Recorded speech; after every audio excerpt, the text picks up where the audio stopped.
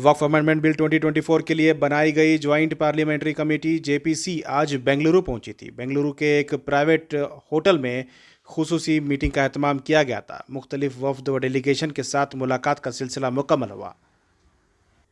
Joint parliamentary committee के रुकन नासिर हुसैन ने जेपीसी के रूबरू अच्छे अंदाज में प्रेजेंटेशन देने और इसकी मुखालिफत करने पर माइनॉरिटी डिपार्टमेंट यानी माइनॉरिटी वेलफेयर डिपार्टमेंट को मुबारकबादी पेश की। उन्होंने कहा कि माइनॉरिटी डिपार्टमेंट ने तमाम ग्रुप को अच्छे अंदाज में तैयार किया था, जिसकी वजह से बहुत ही अच्छे तरीके के साथ ये प्रेजेंटेशन दिया गया और मुखालिफत क्यों की जा रही है इसकी दलीलें भी दी गई।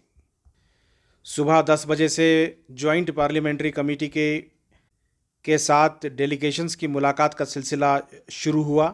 सबसे पहले minority welfare department of Karnataka ने अपनी बात रखी और कितने अमेंडमेंट की मुखालिफत की गई है उसकी तमाम तफसीलात भी पेश की है। इसके अलावा advocate forum Jamia Masjid city market Bangalore का वफ्द भी इसमें शामिल रहा। इसी तरह से जुमा मस्जिद ट्रस्ट बोर्ड, कर्नाटका मुस्लिम मुत्तहदा मुहाज, ऑल इंडिया मिल्ली काउंसिल, जमीयत उलमा कर्नाटक, कर्नाटक वक्फ प्रोटेक्शन कमेटी, कर्नाटक मुत्तहदा तहरीक, नदाफ पिंजार एसोसिएशन, मिर्ज़ा इस्माइल नगर शिया वेलफेयर एसोसिएशन, सज्जादा नशीन फेडरेशन, अंजुमन इस्लाम बेलगाम के अलावा मुस्लिम राष्ट्रीय मंच भी इस डेलीगेशन में शामिल था। यानी कि ये तमाम अलग अलग डेलीगेशन में शामिल हुए थे और अपनी अपनी बात उन्होंने रखी है।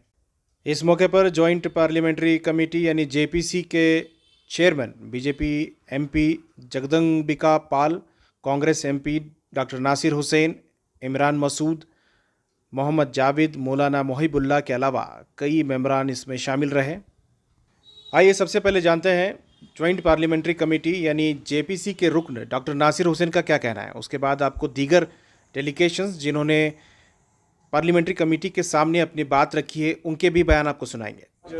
जो मीटिंग हुई है उसका काफ़ी देर से इंतजार था, बहुत सारी तैयारियां थी, किस तरह से रिप्रेजेंटेशन हुआ है पूरी मीटिंग में, सुबह से क्या क्या हुआ? देखिए, जॉइंट पार्लियामेंट्री कमेटी में काफ़ी इदारों के लोग आके अपनी बात रखे। Ministry of minority affairs, department of minority affairs, minorities commission, state Waqf board वाले आके पूरा अपना रिपोर्ट किए। वहाँ पे उनको बहुत सारे सवालात पूछा गए थे, उसका जवाब दिए।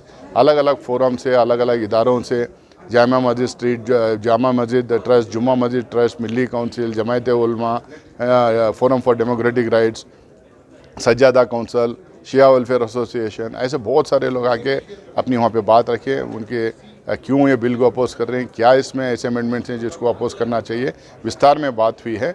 और मुझे लगता है कि ये सारी चीज़ को रिकॉर्ड किया गया है और उनके रिटर्न सबमिशंस भी लिया गया है। जब फाइनल ये जेपीसी की रिपोर्ट बनेगी, ये जितना भी यहाँ पे रिकमेंडेशंस आए, अपोजिशंस आए, सजेशंस आए, उसको इनकॉर्पोरेट करने का काम करेंगे। मैं कर्नाटका वक्फ बोर्ड और मिनिस्ट्री ऑफ माइनॉरिटी अफेयर्स और department of minority affairs in लोगों को मुबारकबाद देता हूँ, क्योंकि बहुत बढ़िया तरीके से, बहुत अच्छे तरीके से सबको ट्रेनिंग किए थे, अलग अलग ग्रुप्स में डिवाइड किए थे, अलग अलग पॉइंट्स में बात रखने के लिए उनको सारा मटेरियल दिया गया था। सारे अलग अलग ग्रुप्स जो आए थे बहुत ही अच्छी तरीके से बात रखें, अपना लॉजिक दिए हैं, डेटा दिए हैं, इंफॉर्मेशन दिए हैं, स्टैटिस्टिक्स दिए हैं और देकर ये बिल का अपोज किए हैं। और हम लोग ये जेपीसी की जब रिपोर्ट बनाएंगे उसे ये सारा इनकॉर्पोरेट भी करेंगे और देखते हैं आगे इसमें क्या होता है। आज की मीटिंग में तमाम मेंबर्स हाजिर थे।